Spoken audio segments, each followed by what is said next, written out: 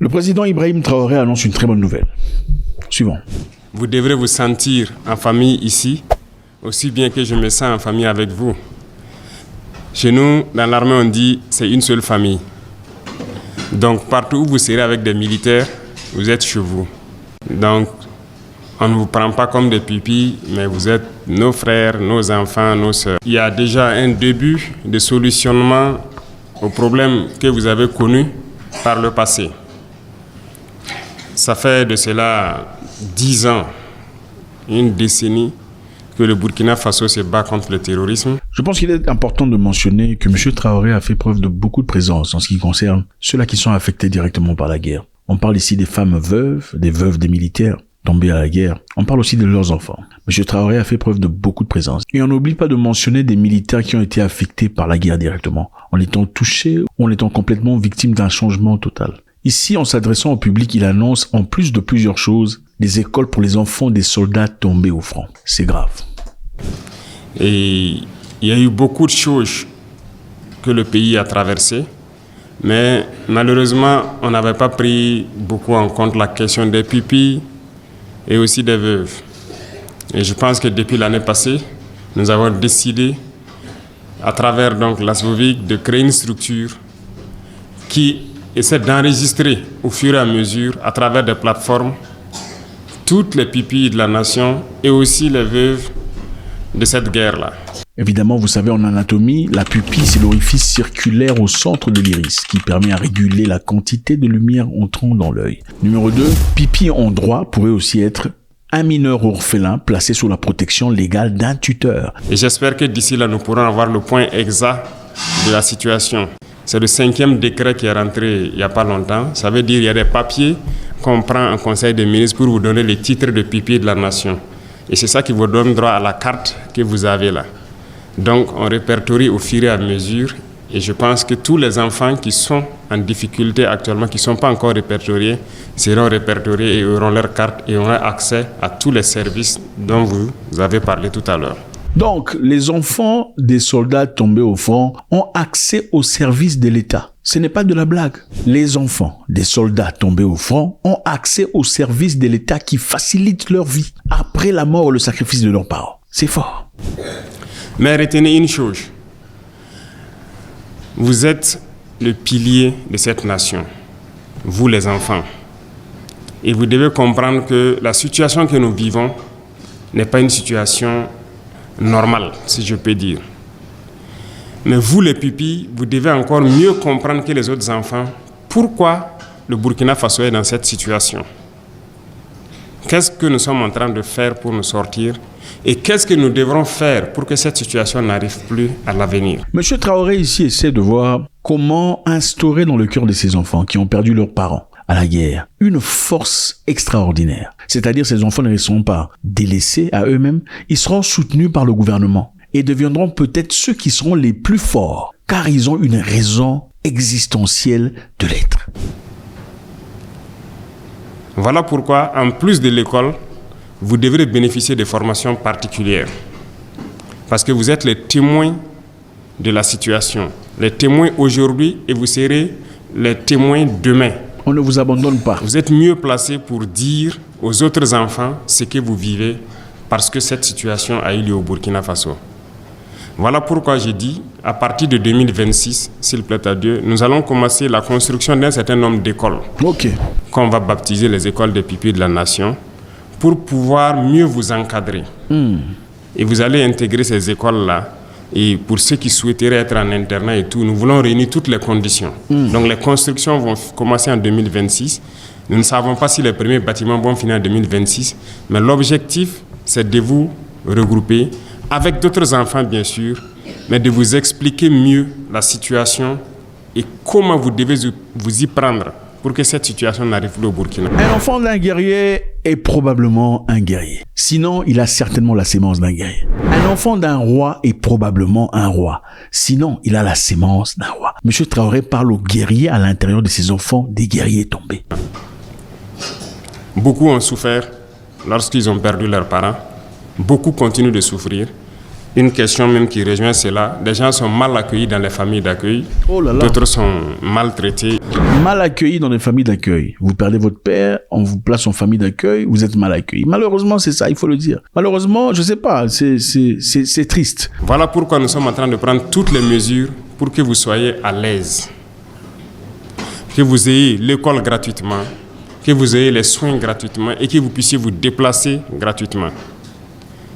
Donc déjà, les premiers pas ont été faits. L'école gratuitement, les soins gratuitement, vous déplacez gratuitement. Vous entendez? Le Burkina Faso n'est pas un pays, c'est pas les États-Unis d'Amérique. Le Burkina Faso, ce n'est pas les États-Unis d'Amérique, c'est un pays africain comme le reste de l'Afrique.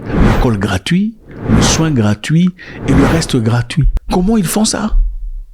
Comment ils font ça pendant que dans certains pays, tout ce qu'il y a comme fonds alloués aux enfants ou aux veuves des soldats tombés à la guerre sont de l'argent distribué par des chefs pour leurs femmes et leurs femmes. Ça me choque. C'est ça. Et je pense qu'au fur et à mesure, nous ne ménagerons aucun effort pour que vous soyez dans les conditions idéales pour pouvoir travailler et aussi continuer jusqu'à avoir un emploi et que l'État puisse vous accompagner dans ce sens-là. Vous devrez être les témoins privilégiés de cette situation. Et cette formation, on ne pourra la faire que lorsqu'on vous a regroupé dans une zone bien précise qui sera donc ces écoles des pupilles de la nation. Donc préparez-vous à cela, vous serez dans de bonnes conditions dans ces écoles pour mieux apprendre qu'est-ce que le Burkina Faso vit. Pourquoi on attaque le Burkina Faso? Qui sont ceux-là qui sont venus nous attaquer jusqu'au point que nous ayons perdu nos frères qui sont vos parents.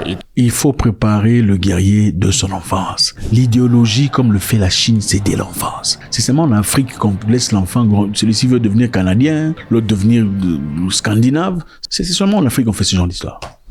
Et pourquoi cette situation a eu lieu? Et qu'est-ce que nous devons faire pour que demain, cette situation n'arrive plus jamais, ni à vos camarades, ni à vos enfants? Parce que vous allez grandir. Vous allez vous aussi avoir des enfants. Mais vos enfants doivent grandir dans de très bonnes conditions. Ils ne doivent pas souffrir, ils ne doivent pas connaître cette situation que vous vivez. Et c'est ça le combat.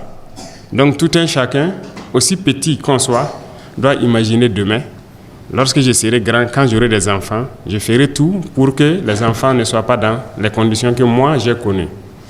Donc pour cela, vous devrez vous battre et vous devrez mieux comprendre la situation. Et c'est vous qui devrez enseigner vos autres camarades qui ne connaissent pas la situation que vous connaissez. Donc ça, c'est une première mesure qui est en vue de construire donc plusieurs écoles à travers le pays où vous serez très bien encadrés. Revenons donc à l'accès donc aux soins et à l'éducation et aux autres prestations. Je pense, comme je l'ai dit, c'est un début. On essaie déjà à travers les cartes des pupilles pour que vous ayez accès aux soins, à l'éducation et beaucoup de prestations. Mais ce n'est pas parfait, ça continue. À chaque fois qu'on aura une liste qui est prête, on va continuer à enrôler les gens. Et aussi les différents services, on va essayer d'activer pour que vous ayez accès à tous les services gratuitement. C'est notre objectif. Par exemple, quelqu'un a parlé des écoles privées. Donc j'invite Madame le ministre à voir rapidement quel type de convention on peut avoir avec ces écoles privées-là, pour que lorsque les pupilles, il y a dans une zone donnée des pupilles de la nation qui n'ont pas accès aux écoles publiques, ou bien il y a une spécialité dans une école privée qu'ils veulent avoir accès, quelle convention on peut avoir avec l'école pour payer ces scolarités et que vous ayez accès très facilement. Vous voyez des gens sérieux. On cherche accès à des écoles privées aux enfants des militaires tombés à la guerre. Vous voyez ce que c'est être un homme. À côté de chez vous, aux différents services dont vous avez besoin. Les différents services sociaux également. Nous sommes en train de multiplier beaucoup de services sociaux, notamment en termes de santé. Si vous remarquez, nous construisons beaucoup de centres de santé actuellement. C'est pour rapprocher les centres de santé même de la population en général. Mais en tout état de cause, avant que tout cela n'arrive, Madame le ministre va voir aussi toutes les possibilités de convention qu'on peut avoir avec les services sociaux privés éventuellement qui sont dans vos zones, là où vous pourrez avoir accès. Donc j'attends une proposition concrète sur qu'est-ce qui peut être fait lorsqu'une pupille de la nation se présente quelque part et que ce n'est pas un service étatique. Présenter sa carte, comment il peut avoir accès au service et qu'est-ce que l'État donc peut faire avec cette structure-là. Pour la possibilité pour qu'on se revoie, la première question, je dirais que c'est toujours un plaisir, ok? Vous serez toujours les bienvenus ici. Oh. Et on se verra. Ce ne sera pas la première ni la dernière fois. Oh OK? là là. Donc, vous êtes les bienvenus ici. Et n'hésitez pas, s'il y a quoi que ce soit comme préoccupation. Il redonne espoir aux enfants. Votre papa n'est peut-être plus là, mais vous n'êtes pas seul. Faites remonter à travers les parents. Ça va arriver au ministère. Nous verrons qu'est-ce qu'on peut faire. Et lorsqu'il y a lieu qu'on se retrouve comme ça pour échanger, vous serez les bienvenus. On va toujours dégager du temps pour vous recevoir parce que vous êtes des héros. Vous êtes les enfants de nos héros et vous êtes des héros de cette nation. OK?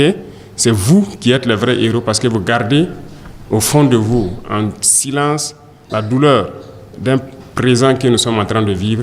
Et vous devez être ceux-là qui doivent garantir l'avenir radieux de notre patrie en expliquant aux autres comment ça s'est passé et qu'est-ce qu'il faut faire pour ne plus retomber dedans. Donc, vous serez toujours les bienvenus et on va se revoir. OK? Donc, je vous rassure cela. Pour les autres transports, c'est également les mêmes choses, les différents services sociaux.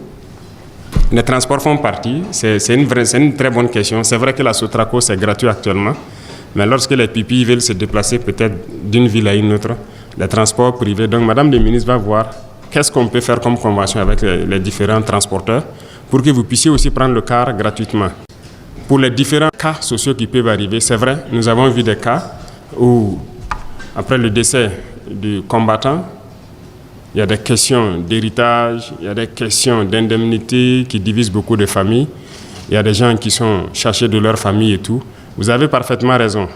Mais nous sommes en train de commencer un programme à travers donc, certaines structures de l'État et aussi nous avons invité des partenaires privés aussi à se joindre à nous pour l'urbanisation. Donc il y aura beaucoup de logements sociaux, notamment ce que vous avez pu peut-être voir à la télé, des logements sociaux qu'on va faire un peu en hauteur, des systèmes d'appartements. L'État va s'impliquer pour pouvoir aussi, dans ces appartements-là, vous prendre en compte. Pour que lorsque quelqu'un et sa maman ne sont pas bien accueillis dans une famille donnée, que l'État puisse trouver un appartement et les donner pour qu'ils puissent habiter. Donc, s'il plaît à Dieu, à partir de 2026, les constructions vont commencer petit à petit pour qu'on puisse dégager des logements sociaux aussi pour nos pipis que vous êtes. OK? Donc, toutes ces questions pourront se résoudre et ce sont des questions de délai seulement. Voilà, c'est ça. Quand on est sérieux, on est sérieux. Il n'y a rien à dire. Moi, je veux savoir ce que vous avez à dire. God bless.